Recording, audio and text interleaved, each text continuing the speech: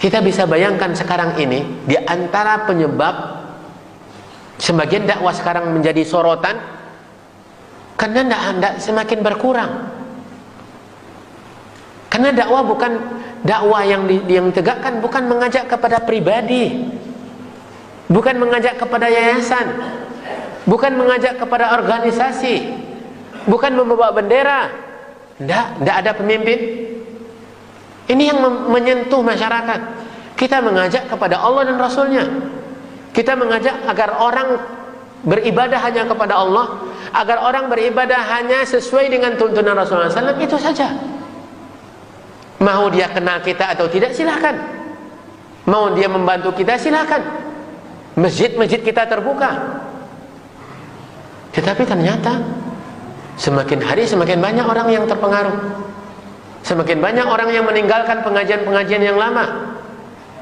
Dan kita bukan menghasut, kita bukan menyebut individu, kita juga tidak menyerang tokoh-tokoh.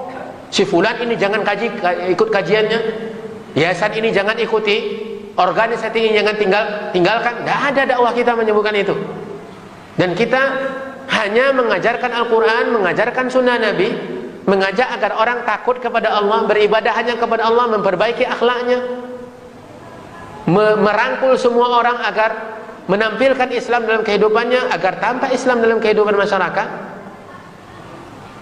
menyerang praktek riba, menyerang kecurangan dalam jual beli, kezaliman, dan mengajak bersatu,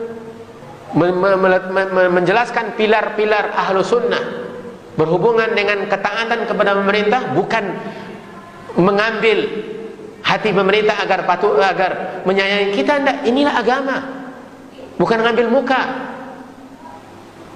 Ini yang semakin membuat orang khawatir, apalagi kalau sudah banyak melihat kajian-kajian, berkumpul orang banyak. Ini orang khawatir, ini akan menyusun kekuatan, akan memecah belah umat, mengkafirkan umat, mengatakan semua orang sesat.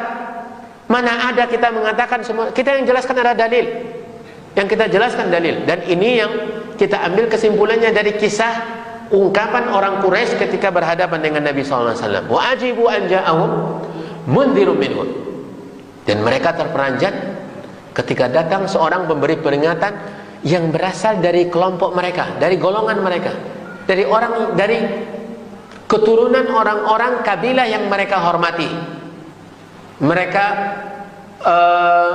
segani, kabilah Quraisy, Banu Hashim. Ini yang maksud dengan minhum. Lalu ketika mereka khawatir, tidak ada cara.